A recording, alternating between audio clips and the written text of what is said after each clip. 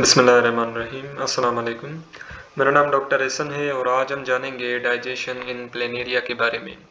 Okay, so the planaria it belongs from the phylum Platyhelminthes. ठीक है ना, ये फाइलम प्लेटीहेल्मिन्थेस से बिलोंग करता है and this is also the flatworm. ठीक है, फाइलम प्लेटीहेल्मिन्थेस के अंदर जितने भी मेंबर्स आ जाते हैं उन्हें हम फ्लैटवर्म्स भी कहते हैं। ठीक है, फ्लैटवर्म क्यों बोला? बिकॉज इनकी जो बॉडी है ना वो चपटी सी होती है। Okay, and the planaria this is also the free living. ठीक है ना, प्लेनेरिया कोई पैरासाइट नहीं है, ये फ्री लिविंग है। Okay, so it lives in wake places under rocks. ठीक है ना, पत्थरों के नीचे जो गीली एरिया होती है वहां पे ये पाए जाते हैं। क्लोज टू द स्ट्रीम्स, ठीक है ना, नदियों के करीब ये पाए जाते हैं, कैनाल्स के करीब ये पाए जाते हैं।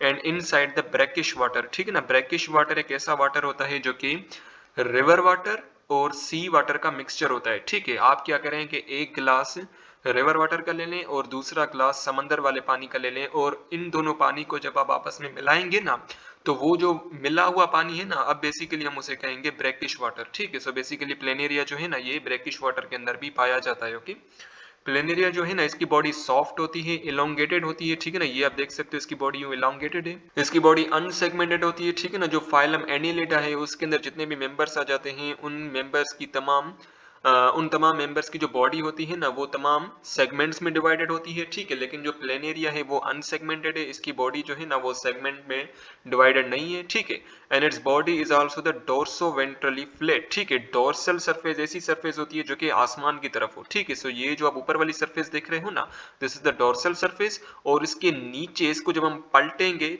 तो इसकी जो नीचे वाली सरफेस होगी ना this would be the ventral surface. ठीक है, सो बेसिकली डोर्सो वेंट्रली क्या होता है? फ्लैट होता है, चपटा सा होता है। ओके, और जो डाइजेस्टिव सिस्टम होता है इस प्लेनेरिया के अंदर this is incomplete type of digestive system, जिसे हम सेक लैक डाइजेस्टिव सिस्टम भी कहते हैं। ठीक है, बिकॉज इसके अंदर कोई एनस नहीं होता। ठीक है, माउथ होता है लेकिन एनस नहीं होता। ओके, सो ये माउथ नहीं है, ये बेसिकली माउथ हो गया यहाँ पे। Okay, so the mouth lies on a small muscular tube the pharynx. Basically planaria, अब आप इसको यहाँ पे देखें, सो ये वाला जो आप पोर्शन देख रहे हो ना, ये जो मस्कुलर पोर्शन है इसे बेसिकली हम कहते हैं फेरेंक्स। ठीक है ना, और ये फेरेंक्स एक्ट कर रहा है एज अ माउथ। ठीक है, सो बेसिकली माउथ से यूं खाना जो है ना ये फेरेंक्स के अंदर चला जाएगा। ठीक है, and pharynx this is the muscular, यानी कि फेरेंक्स जो है ना ये बेसिकली मसल से बना हुआ है। ठीक है, और बेसिकली फेरेंक्स जो है ना ये फेरेंक्स के बाद फिर ये ईसोफेगस आएगा। ठीक है, ईसोफेगस के बाद ये जो आप पूरा देख रहे हो ना this is the intestine. Okay, और इंटेस्टाइन से ये जो आप देख रहे हो ना ये जो प्रोजेक्शंस निकली हुई हैं इन प्रोजेक्शंस को बेसिकली हम कहते हैं डायवर्टिकुलम। ठीक है, सो ये क्या है? This is the diverticulum.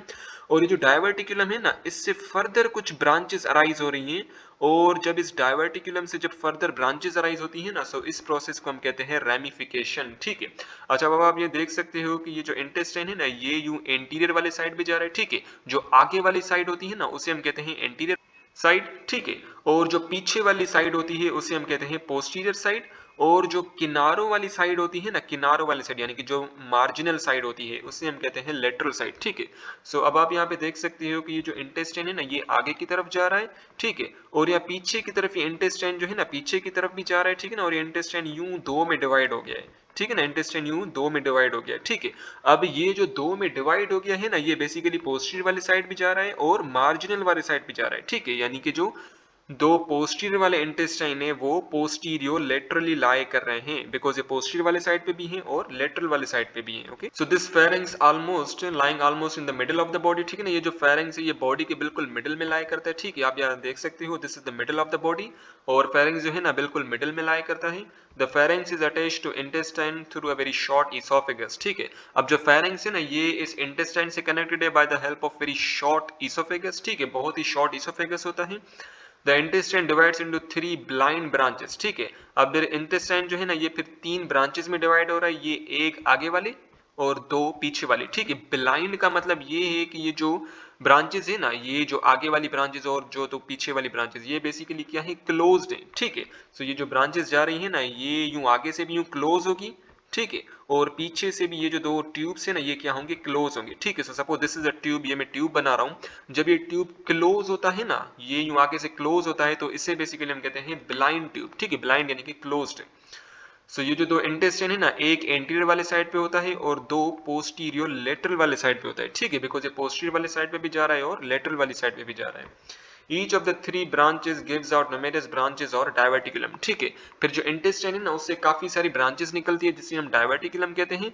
फिर जो डायवर्टिकुलम है ना उससे फर्दर ब्रांचेस अराइज होती हैं, और ये जो फर्दर ब्रांचेस अराइज हो रही है ना इस डायवर्टिकुलम से, इस प्रोसेस को हम कहते हैं रेमिफिकेशन। ठीक है, और एक चीज आपने ध्यान में रखनी है कि प्लेनेरिया के अंदर कोई एनस नहीं होता, क्योंकि जाहिर सी बात है सेक लाइक डाइजेस्टिव सिस्टम है, सो सेक लाइक डाइजेस्टिव सिस्टम के अंदर कोई भी एनस मौजूद नहीं होता। ओके, तो this planaria this is the carnivorous animal. ठीक है, ये प्लेनेरिया क्या करता है कि जो स्मॉल लार्वास होते हैं ना सिंपल एनिमल्स के, उनको कैप्चर करता है, और जो स्मॉल इंसेक्ट्स होते हैं उनको भी कैप्चर करता है। ठीक है, कैप्चर कैसे करता है, बिकॉज ये जो फेरेंक्स है ना, फेरेंक्स के अंदर काफी सारे म्यूकस सिक्रीटिंग सेल्स होते हैं जो कि क्या करते हैं कि थिक म्यूकस जो है ना वो सिक्रीट करते हैं। ठीक है, म्यूकस क्या है, mucus basically semi solid like structure है। ठीक है, जो कि चिपचिपा होता है, और वो क्या करता है कि प्रे को बेसिकली पकड़ लेता है। ठीक है, सो सपोज इसको मैं यहाँ पे समझाऊं, ये फेरेंक्स है, फेरेंक्स पे यूं काफी सारा म्यूकस भरा हुआ होगा। ठीक है, अब फिर कोई भी इंसेक्ट या कोई भी लार्वा जो है ना, suppose this is the insect और larva,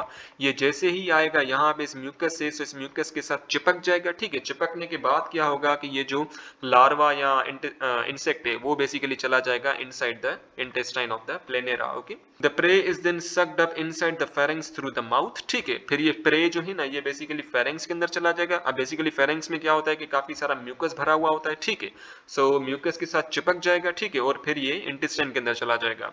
The glandular cells secretes variety of enzyme to begin the process of extracellular digestion from the pharynx till the end of the intestine।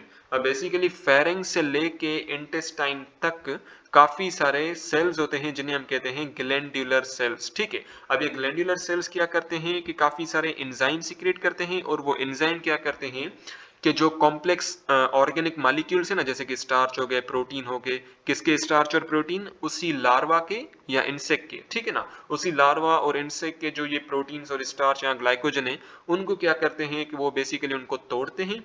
ठीक है, so the muscular action of the body. अच्छा, ये जो digestion का process होता है ना, ये फेरेंक्स से लेके ओ इंटेस्टाइन तक चलता रहता है। ठीक है, बिकॉज फेरेंक्स से भी काफी सारे ग्लैंडुलर सेल्स जो हैं वो एंजाइम सीक्रेट कर रहे हैं। ठीक है, इंटेस्टाइन के अंदर भी काफी सारे ग्लैंडुलर सेल्स हैं जो कि एंजाइम को सीक्रेट कर रहे हैं। ठीक है, फिर फेरेंक्स से लेके इंटेस्टाइन तक कंटिन्यूअसली क्या होती रहती है कि डाइजेशन होती रहती है कॉम्प्लेक्स फूड मॉलिक्यूल्स की। Okay, so the muscular action of the body pushes the food throughout the 3 branches of the intestine। अब बेसिकली जो प्लेनेरा की पूरी बॉडी है ना ये मसल से बनी हुई है। ठीक है, अब मसल क्या करेंगे, कॉन्ट्रैक्ट करेंगे, सिकुड़ेंगे, और इन्हीं कॉन्ट्रैक्शन ऑफ मसल की वजह से क्या होता है कि ये जो पूरा खाना है ना ये इन तमाम ब्रांचेस के अंदर, ये जो 3 ब्रांचेस है ना इंटेस्टाइन की, इन तमाम 3 ब्रांचेस के अंदर चला जाता है। Okay, as the food break into the smaller and simpler particle, it is taken up through the process of endocytosis by the cells of the gastrovascular cavity lining the intestine। Basically इस intestine के अंदर जो cavity है ना, suppose this is the intestine, ये intestine है। ठीक है ना, अब इस इंटेस्टाइन के अंदर जितनी भी कैविटी है, इस कैविटी को हम कहेंगे गैस्ट्रोवेस्कुलर कैविटी। ठीक है,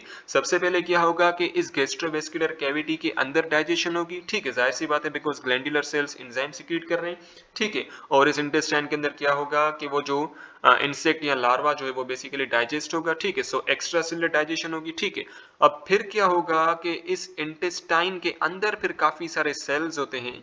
ठीक है ना, ये मैं यहाँ पे सेल बना रहा हूँ, suppose this is the intestinal wall, और इसके अंदर क्या होते हैं, काफी सारे सेल्स होते हैं। ठीक है, जब बेसिकली जो कॉम्प्लेक्स फूड पार्टिकल जो है ना वो लिटिल कॉम्प्लेक्स फूड पार्टिकल के अंदर, यानी कि ऐसा समझाओ, suppose this is a big food particle. ठीक है ना, ये बड़ा फूड पार्टिकल है। अब ये छोटे छोटे फूड पार्टिकल के अंदर क्या हो गया, ब्रेक डाउन हो गया। ठीक है, अब ये छोटे छोटे फूड पार्टिकल जो है ना अब इन इंटेस्टिनल सेल्स के अंदर चले जाएंगे। ठीक है, अब फिर इन इंटेस्टिनल सेल्स के अंदर जाने के बाद क्या होगा कि ये जो छोटे छोटे फूड पार्टिकल्स है ना अब इनकी फर्दर डाइजेशन होगी, और ये फर्दर सिंपलर कंपाउंड्स में कन्वर्ट होंगे। ठीक है, तो ये चीज आपने ध्यान में रखनी है कि प्लेनेरा के अंदर एक्स्ट्रा सेलुलर डाइजेशन भी होती है और इंट्रासेल्युलर डाइजेशन भी परफॉर्म की जाती है। Okay, Inside the cells of the gastrovascular cavity, the remaining process of the digestion takes place। ठीक है ना, बेसिकली जो खाना, जो छोटे छोटे फूड पार्टिकल्स हैं, अब वो एंटेरोसाइट्स के अंदर चले जाएंगे, यानी कि उस इंटेस्टाइन के अंदर जो सेल्स हैं उन सेल्स के अंदर चले जाएंगे। ठीक है, फिर उन सेल्स के अंदर जाने के बाद क्या होगा कि उन